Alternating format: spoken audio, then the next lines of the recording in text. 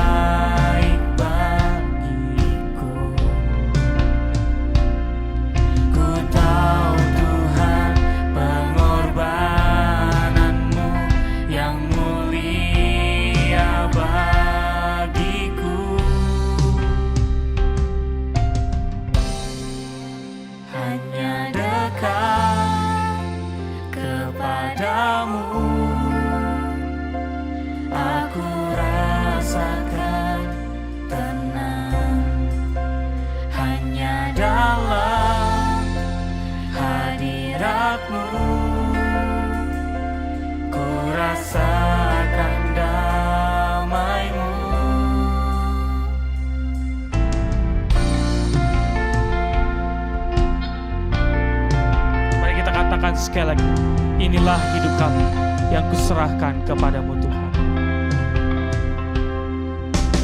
Inilah hidupku, Kuserahkan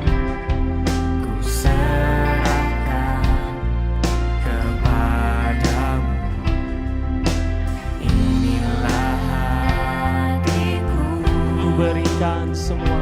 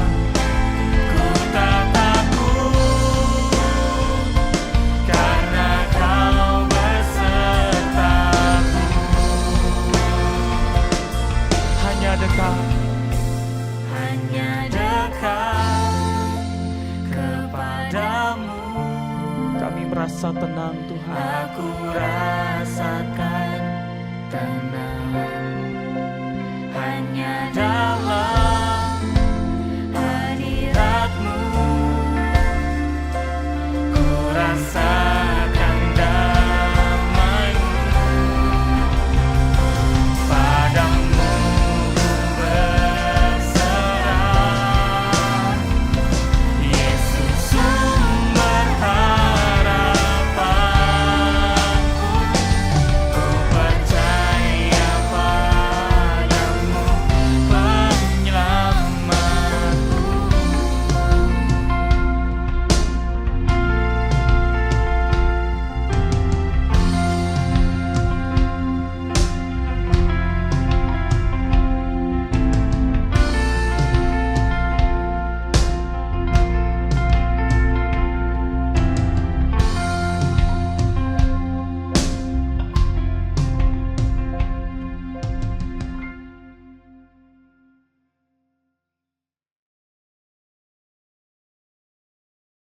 Dia Allah yang menjadi penolong di dalam kehidupan kita.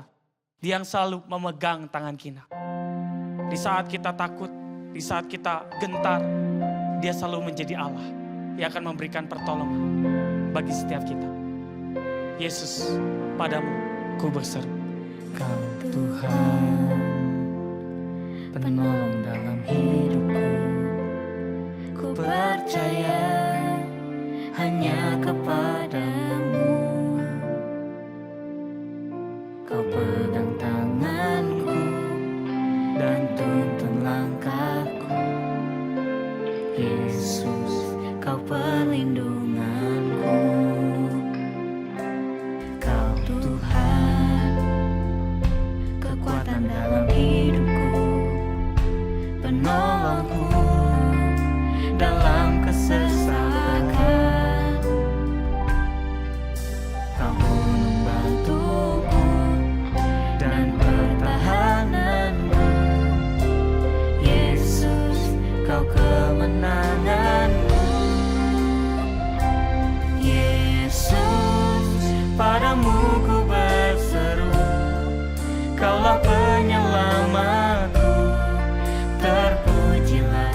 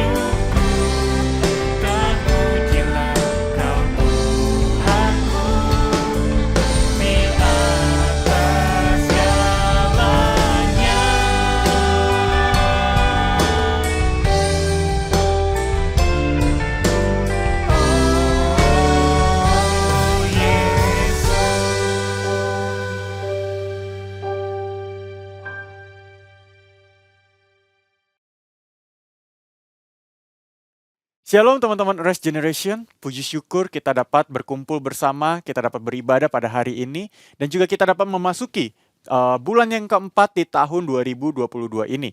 Itu semua karena anugerah yang begitu besar yang Tuhan berikan kepada kita sampai saat ini, jikalau kita masih diberikan kesehatan, jikalau kita masih bisa bertemu, berkumpul bersama dengan keluarga dan orang-orang yang kita cintai.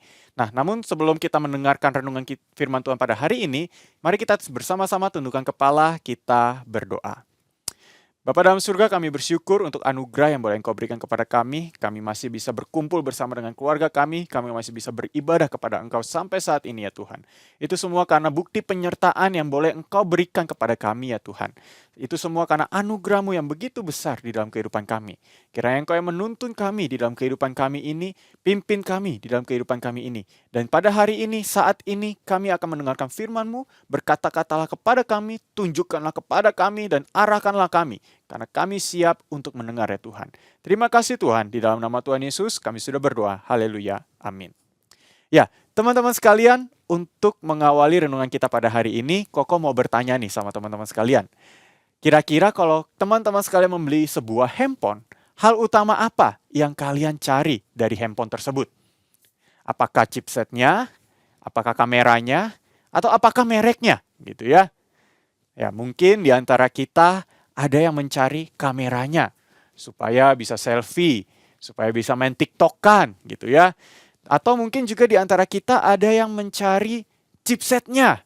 Chipset dengan chipset yang tertentu gitu ya, chipset gaming supaya handphone kita tuh bisa kita gunakan untuk bermain games seperti Mobile Legends, PUBG, Free Fire, ataupun games-games lainnya yang hanya bisa digunakan di dalam chipset tertentu.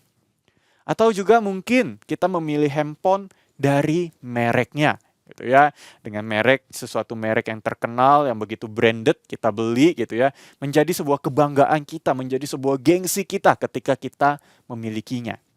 Nah, teman-teman, pertanyaannya adalah, nah, apakah itu hal utama dari kegunaan sebuah handphone? Apakah hal utama dari sebuah handphone adalah kameranya? Apakah chipsetnya? Atau apakah mereknya? Ya teman-teman sekalian, handphone diciptakan untuk sebagai alat komunikasi kita bersama dengan orang-orang terdekat kita atau orang-orang di sekitar kita. Ya, kegunaan handphone pada hakikatnya atau hal utama kegunaan dari handphone adalah sebagai alat komunikasi, teman-teman sekalian. Nah, percuma jikalau kita membeli handphone yang kameranya bagus, yang chipsetnya bagus, yang mereknya terkenal, namun tidak dapat digunakan sebagai alat komunikasi. Maka handphone yang kita belikan atau handphone yang kita miliki menjadi percuma, teman-teman sekalian. Nah, kita terkadang seringkali gagal fokus, teman-teman, atau salah fokus dan melupakan hal yang utama. Gitu ya, ketika kita mungkin membeli sesuatu barang. Kita mungkin melihat mereknya atau hal-hal lainnya yang seharusnya yang harus kita lihat adalah kegunaan utama dari barang tersebut. Nah, demikian juga di dalam kehidupan kita, teman-teman sekalian. Di dalam kehidupan kita terkadang kita juga mengutamakan hal-hal yang bukan utama, seperti mengutamakan pasangan kita, teman kita, ataupun games. Namun apakah itu hal yang menjadi utama di dalam kehidupan kita di dunia ini? Kira-kira hal utama apa yang menjadi fokus kita di dalam dunia ini? Nah, untuk menjawab pertanyaan itu, mari kita membuka bagian Alkitab kita yang terambil dari Ibrani 1 ayat yang ketiga sampai yang keempat. Ya, kita akan membuka Alkitab kita dari Ibrani 1 ayat yang ketiga sampai yang keempat. Demikian firman Tuhan.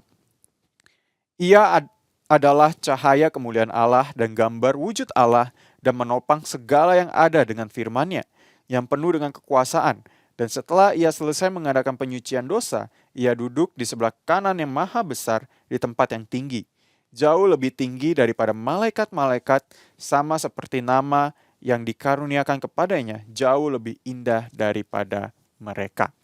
Nah, teman-teman sekalian, pada hari ini kita akan sama-sama belajar dan merenungkan firman Tuhan dari Ibrani 1 ayat 3 sampai 4 yang tadi kita baca dengan tema The Supremacy of Christ atau keutamaan Kristus, teman-teman. Nah, teman-teman sekalian, latar belakang dari Alkitab yang telah kita baca tadi, yaitu di surat Ibrani 1 ayat yang ketiga sampai keempat merupakan surat pengharapan atau juga surat penghiburan bagi jemaat-jemaat Kristen orang-orang Yahudi pada masa itu.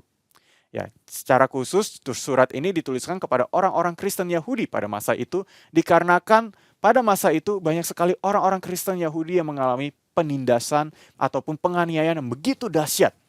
Sehingga orang-orang Kristen ini imannya menjadi goyah dan ia ingin kembali mengikuti keyakinan yang lamanya. Gitu ya. Iman mereka menjadi goyah oleh karena penindasan-penindasan yang terjadi yang mereka alami di dalam kehidupan mereka. Oleh sebab itulah surat Ibrani ini ditulis kepada mereka untuk memberikan penghiburan kepada mereka dan juga pengharapan kepada mereka bahwa Kristuslah satu-satunya yang utama di dalam kehidupan kita ini. Nah teman-teman, mengapa Kristus yang harus menjadi utama di dalam kehidupan kita? Yang pertama adalah karena Yesus Kristus itu adalah Allah itu sendiri. Nah, di dalam ayat yang ketiga A dikatakan, ia adalah cahaya kemuliaan Allah dan gambar wujud Allah dan menopang segala yang ada dengan firman-Nya yang penuh dengan kekuasaan. Nah teman-teman sekalian, kata cahaya kemuliaan dan juga gambar wujud Allah menyatakan bahwa Kristus itu adalah Allah. Nah kata cahaya di sini menunjukkan kepada Kristus yang membawa kita menuju kepada jalan keselamatan. Lalu kata menopang dengan segala firman-Nya menunjukkan betapa besar kuasa yang Kristus miliki di dalam kehebatannya, di dalam kealahannya itu. Ia mampu untuk melepaskan dan juga memberikan kelegaan bagi setiap orang. Oleh sebab itu, tidak ada yang dapat menggantikan Dia, teman-teman. Sekalipun malaikat-malaikat atau bahkan ciptaan-ciptaannya yang lain. Nah, penulis kitab ingin setiap pembacanya untuk bisa percaya dan terus-menerus berharap kepadanya, teman-teman. Karena Ia adalah Allah yang begitu besar dan Ia yang telah menciptakan serta memberikan jalan keselamatan bagi orang-orang yang percaya kepadanya. Lalu hal yang kedua adalah Ia melakukan penebusan dosa. Selain Ia memiliki kuasa yang begitu dahsyat, selain Ia juga memberikan jalan keselamatan kepada orang-orang yang percaya kepadanya, kita juga dapat melihat bahwa begitu besar kasih Allah di dalam kehidupan kita. Kita dapat melihatnya di dalam ayat yang ketiga B dikatakan, dan setelah Ia selesai mengadakan penyucian dosa, Ia duduk di sebelah kanan yang maha besar di tempat yang maha tinggi. Nah dari ayat yang ketiga B kita dapat melihat bahwa kedatangan Kristus ke dalam dunia ini tugasnya adalah untuk menebus dosa manusia. Menebus dosa Koko dan teman-teman sekalian. Yesus Kristus datang ke dunia ini untuk mencari kita, teman-teman. Untuk mencari kita dan menyelamatkan kita daripada dosa. Itu Ia lakukan oleh karena begitu besar kasih-Nya yang Ia berikan kepada kita. Ia mengutamakan kita dibandingkan kekuasaannya. Bahkan Ia meninggalkan tahtanya di atas surga demi untuk mencari teman-teman. Kristus mengutamakan teman-teman untuk kita dapat bisa bersama-sama dengan Dia di dalam kerajaan surga, teman-teman. Oleh sebab itu, apa yang harus kita lakukan? Respon apa yang harus kita berikan kepada Kristus? Yang pertama adalah kita harus datang dan menyembah Dia, teman-teman. Tuhan mau untuk kita datang bersekutu bersama dengan Dia. Melayani Dia, bersama-sama dengan Dia, berelasi dengan Dia, teman-teman. Lalu hal yang kedua yang harus kita lakukan adalah mengutamakan Dia di dalam kehidupan kita, teman-teman. Selain Ia datang dan menyembah, selain kita datang dan menyembah Dia, Tuhan juga ingin kita dapat mengutamakan Dia di dalam kehidupan kita, teman-teman. Seperti perkataan Tuhan di dalam Yohanes 14 ayat yang ke-12 sampai yang ke-15, demikian firman Tuhan. Aku berkata kepadamu, sesungguhnya barang siapa yang percaya kepadaku, ia melakukan juga pekerjaan-pekerjaan yang aku lakukan, bahkan pekerjaan-pekerjaan yang begitu besar daripada itu. Lalu dikatakan di dalam Yohanes 14 ayat yang ke-15, jikalau kamu mengasihi aku, kamu akan menuruti segala perintahku. Nah teman-teman sekalian, dari ayat Yohanes 14 ayat yang ke-12 dan yang ke-15 kita dapat melihat bahwa ketika Tuhan ingin kita dapat mengutamakan Dia di dalam kehidupan kita. Dan juga di dalam ayat Ibrani 1 ayat yang ke-4 dikatakan jauh lebih tinggi daripada malaikat-malaikat, sama seperti nama yang dikaruniakan jauh lebih indah daripada nama mereka. Hal ini menunjukkan bahwa setiap kita yang percaya kepadanya sebagai umatnya untuk dapat mengutamakan Dia di dalam kehidupan kita. Mengutamakan Tuhan bukan berarti kita menjadikan Tuhan nomor satu di dalam kehidupan kita, tetapi menjadikan Tuhan satu-satunya di dalam kehidupan kita, teman-teman. Mengapa kita tidak boleh menomorsatukan Tuhan di dalam kehidupan kita? Karena jikalau kita kecewa dengan Tuhan, maka kita akan memilih yang nomor 2. Jikalau kita kecewa dengan nomor 2, kita akan memilih yang nomor 3. Namun jikalau kita mengutamakan Tuhan satu-satunya di dalam kehidupan kita, sekecewa apapun diri kita, semarah apapun diri kita tetap kembali kepada Tuhan. Perumpamaannya seperti halnya ketika kalian marah dengan papa dan mama kalian. Semarah-marahnya kalian dengan papa dan mama kalian, tentu pastinya kalian akan kembali pulang ke rumah, bukan? Demikian juga dengan halnya ketika kita mengutamakan Kristus. Sekecewa kita dengan kehidupan kita, semarah-marahnya kita dengan kehidupan kita kembali kepada Kristus. Mengutamakan Dia di dalam kehidupan kita, teman-teman. Mengutamakan Kristus juga berarti setiap kehidupan kita selalu berpadanan dengan Dia. Mengutamakan Kristus di mana kehidupan kita selalu mengutamakan kemuliaan Allah. Apapun yang kita lakukan, semuanya kita lakukan untuk kemuliaan Allah, teman-teman. Seperti contohnya ketika kalian tidak mencontek. Ketika kalian tidak mencontek bukan berarti karena kalian takut ketahuan. Tapi karena kalian tahu bahwa mencontek itu adalah salah. Dan kalian lebih mengutamakan keutamaan Kristus. Lebih mengutamakan perasaan Kristus, teman-teman. Contoh kedua, misalkan teman-teman membantu orang tua. Lalu menjadi anak yang baik di rumah. Tidak menjadi anak yang nakal. Hal itu dilakukan bukan karena supaya kita dapat merasakan sayang dari orang tua kita atau mendapatkan hadiah dari orang tua kita, melainkan karena kita melakukan itu hanya untuk Kristus, teman-teman. Hal inilah yang Tuhan inginkan, di mana setiap kita dapat mengutamakan Kristus di dalam kehidupan kita. Melakukan hal yang Tuhan inginkan di dalam kehidupan kita. Kesimpulannya pada hari ini adalah, hal yang paling utama di dalam kehidupan kita adalah harus Kristus yang menjadi nomor satu. Yang menjadi satu-satunya di dalam kehidupan kita.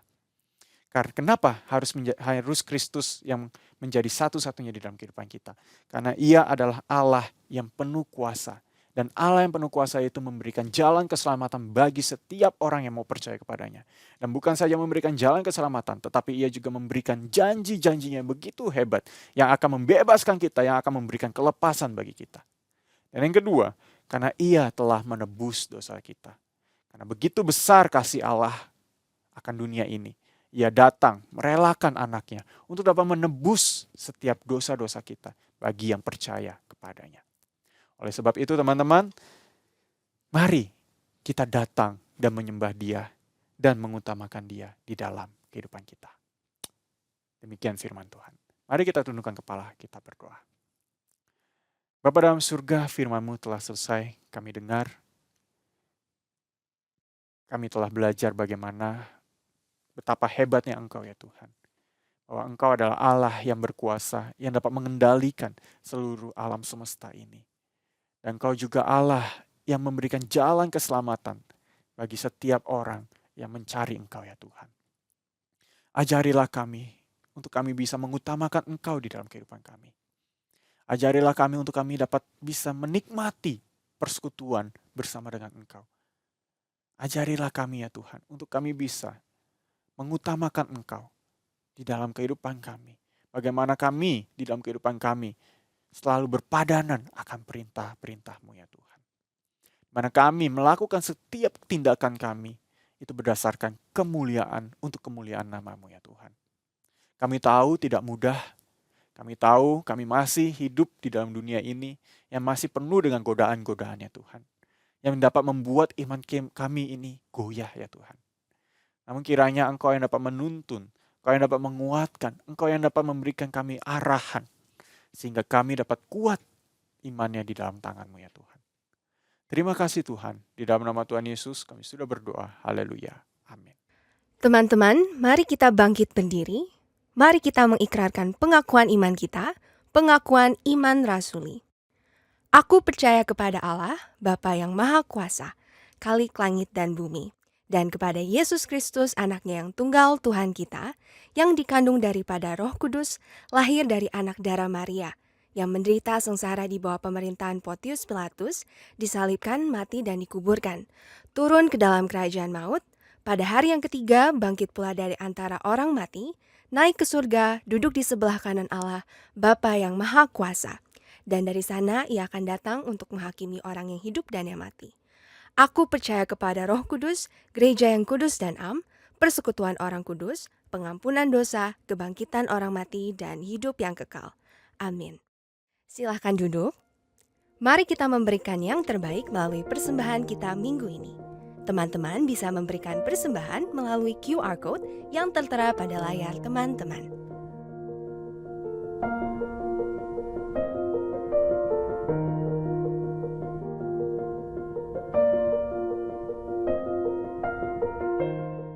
Teman-teman, mari kita satukan hati, kita berdoa, kita akan berdoa syukur dan doa berkat. Kami bersyukur ya Tuhan untuk kasih dan karunia-Mu yang boleh menuntun kami sampai saat ini ya Tuhan. Ajarilah kami untuk kami dapat melakukan setiap tindakan kami, untuk kami dapat melakukan hal-hal yang kami lakukan di dalam kehidupan kami untuk kami dapat memuliakan nama-Mu ya Tuhan. Kiranya Engkau yang menyertai kami di dalam kehidupan kami ya Tuhan. Mari teman-teman kita arahkan hati kita kepada Tuhan dan terimalah berkat yang daripada Tuhan. Kiranya kasih setia dari Allah Bapa, karya keselamatan dari Tuhan Yesus Kristus, serta penghiburan dan juga pertolongan dari Allah Roh Kudus menyertai kita dari awal sampai kedatangan Kristus yang kedua kalinya. Amin.